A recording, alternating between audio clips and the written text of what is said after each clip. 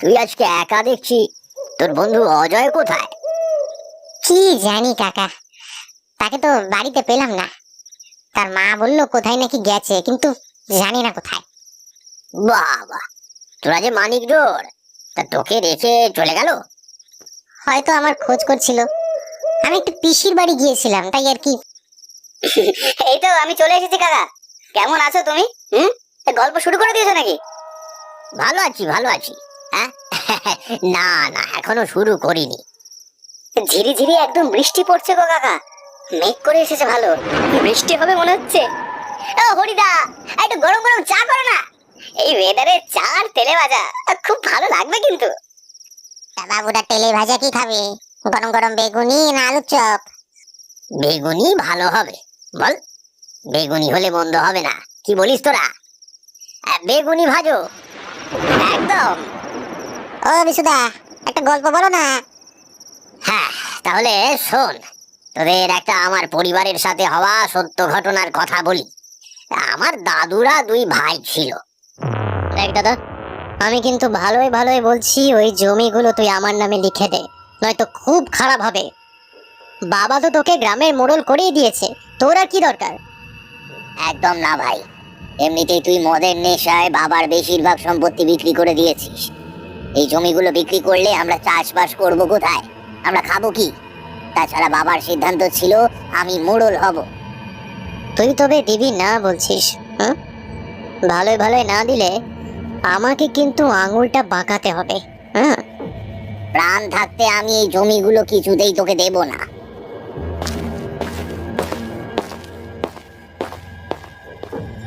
আমি আর পারি না, ওর জ্বালায় আমি আর সহ্য করতে পারি না। তুমি ভয় পেও না মা, আমি আছি তো। এবার আমাকে লাগামটা শক্ত করে ধরতে হবে। কিন্তু কিভাবে? ওকে তুই চিনিস না রে বাপ, ও একদম ভালো নয়। মদ খেয়ে এক্ষুনি না এসে গন্ডগোল করে। করলে করবে, আমি কিন্তু কিচ্ছুটি দেব না। রাত তখন 12টা। ঘরে শুয়ে ঘুমাচ্ছিল বড় দাদু। হঠাৎ তার ঘুমটা ভেঙে যায় একটা শব্দে, নূপুরের শব্দ। কিন্তু বাড়িতে কে নূপুর পড়বে? এই শব্দটা কোথা থেকে আসছে? বড় দাদু বিছানা থেকে নেমে জানলার কাছে যায়। জানলা দিয়ে বাইরে দেখার চেষ্টা করে। পূর্ণিমার চাঁদের আলোয় বাড়ির সামনের বাগানটা পুরো আলোকিত। তাতে দেখে একটা মেয়ে সাদা শাড়ি পরে হেঁটে হেঁটে যাচ্ছে। কে কে ওখানে? এত রাতে কে? জোরে ডাকে বড় দাদু। কোথায় সেই মহিলা পিছন ফিরে তাকায় আর খিলখিল করে হেসে ওঠে। ওরাতে কি আমাদের বাড়ির বাগানে? কি আমাকে দেখে কি ভয়ে কোথাও চলে গেল? এত রাতে কি উদ্দেশ্যে আমার বাড়িতে?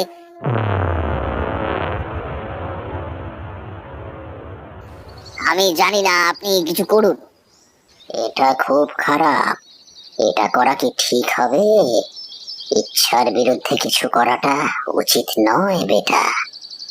আমি জানি না, যা হোক করে আমার এটা দরকার। আপনার যা টাকা লাগে আমি দেব।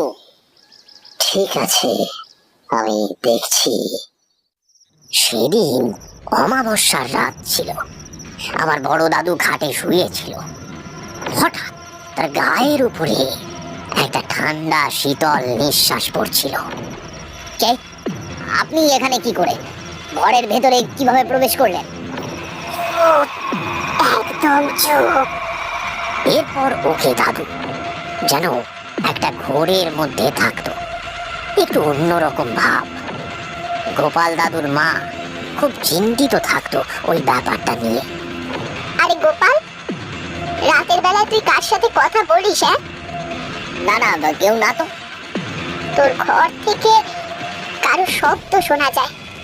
রাতের বেলা বেরিয়ে যাস কোথাও, আবার কিছুক্ষণ পর ফিরে আসিস।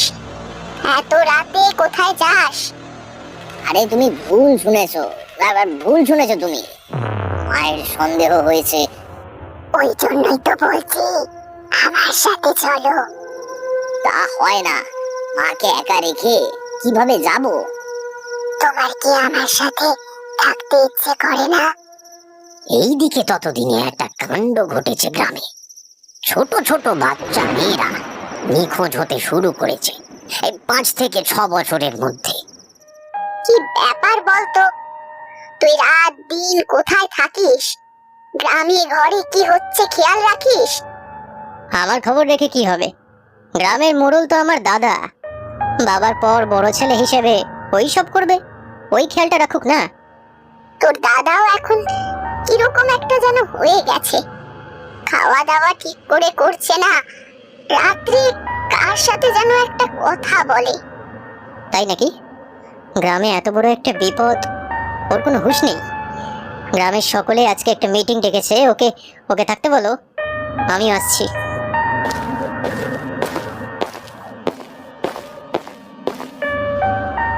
লোকেরা তোমার উপরে দায়িত্ব দিয়েছে দাদা, আমাকে তো তারা অযোগ্য অকর্ম মনে করে। তার একটাই কারণ, তুই কোথায় থাকিস তা ঠিক নেই। তার সাথে নেশা জুয়া খেলা, কিসের নেশা নেই তোরা? সমাধান করতে পারবে তো সব করো তাহলে। সব সমস্যার সমাধান হয়ে যাবে, খুব দ্রুত যেন হয় বাবা, খুব দ্রুত চাই। আমার সবকিছু আমাকে প্রমাণ করতে হবে যে আমি সব পারি।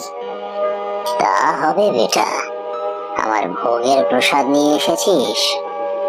একদম একদম, আপনার বাড়িতে চলে আসবে, চিন্তা নেই। আমি আসছি, প্রণাম। ওই যে আসছে।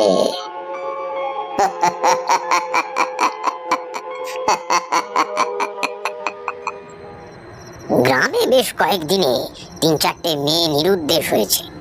কিভাবে হচ্ছে কেউ বুঝতে পারছে না। এদিকে সবাই চিন্তিত, সবাই আসছে আমার গোপাল দাদুর কাছে।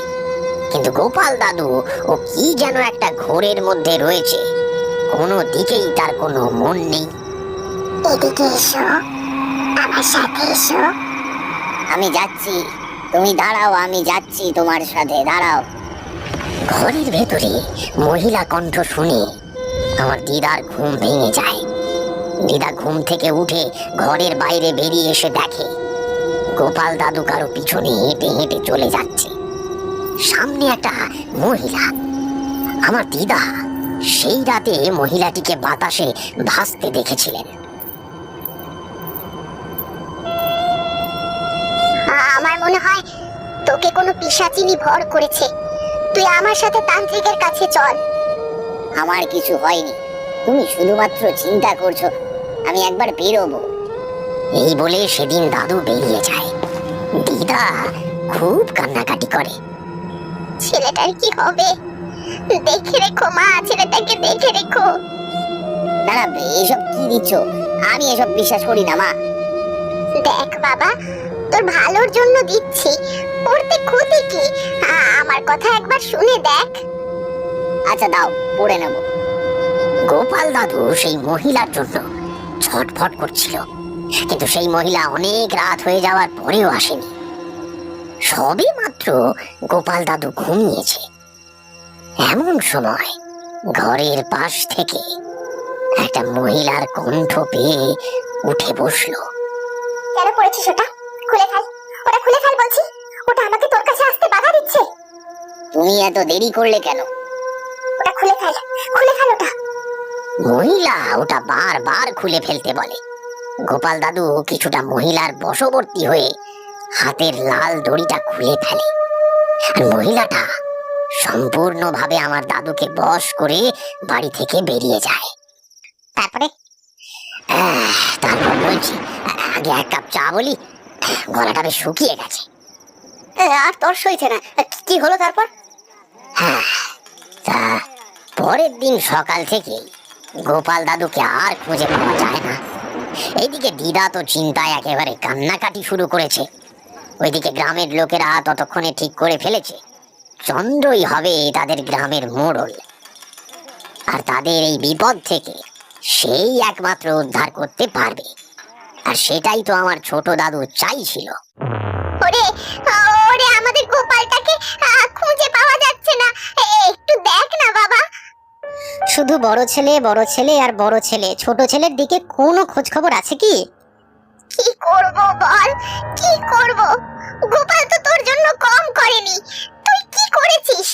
ছেলেটা কোথায় গেছে, কি হয়েছে? আমি ওইসব পারবো না, তুমি যাও, আমার অনেক কাজ। ওই গ্রামেরই শেষ প্রান্তে একটা পুরনো মন্দির ছিল। রাতের বেলায় গোপাল আর সেই মহিলা বসেছিল সেই মন্দিরে। আমরা এখানে কেন? তোমার আমাকে খুব ভালো লেগেছে। তোমাকে আমি আমার সাথে নিয়ে যাব। যদিও তোমাকে শুধুমাত্র বশীভূত করার জন্যই আমাকে আদেশ দেওয়া হয়েছিল, কিন্তু তোমাকে আমার খুব পছন্দ। কিন্তু আমি যতটা বুঝেছি তুমি তো একটা... চুপ, একদম চুপ।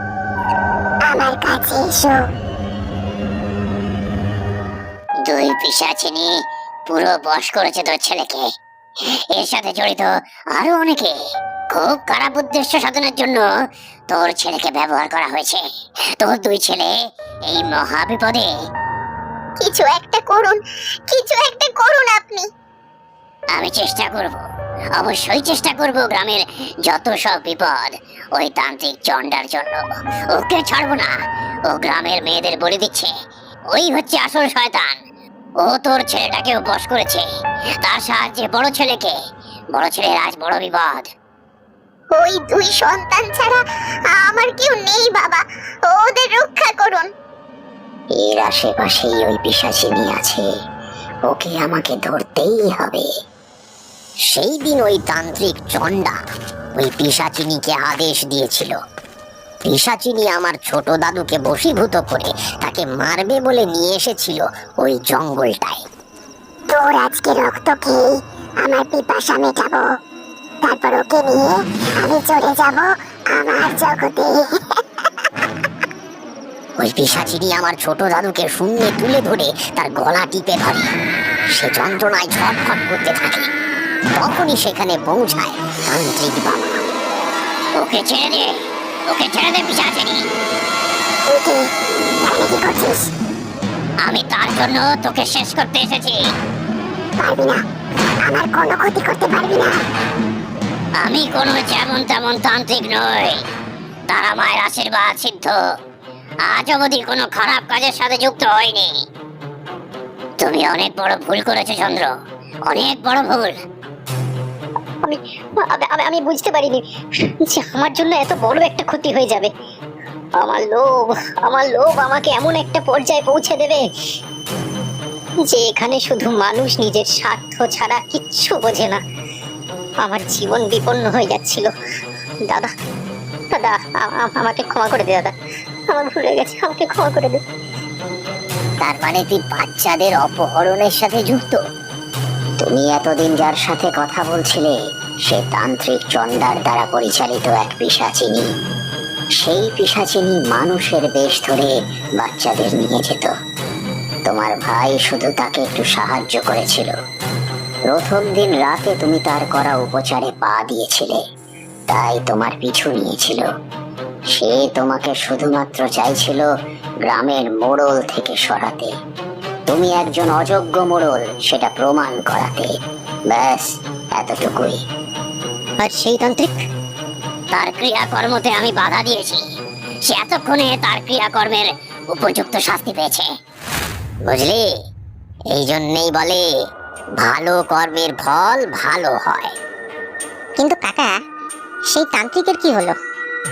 আমি আমার দাদুর মুখে শুনেছি সেই তান্ত্রিকের দেহটা ছিন্ন ভিন্ন অবস্থায় পাওয়া গেছিল, আর তার সাথে কয়েকটা ছোট্ট বাচ্চার মুন্ডু কাটা নরকঙ্কাল।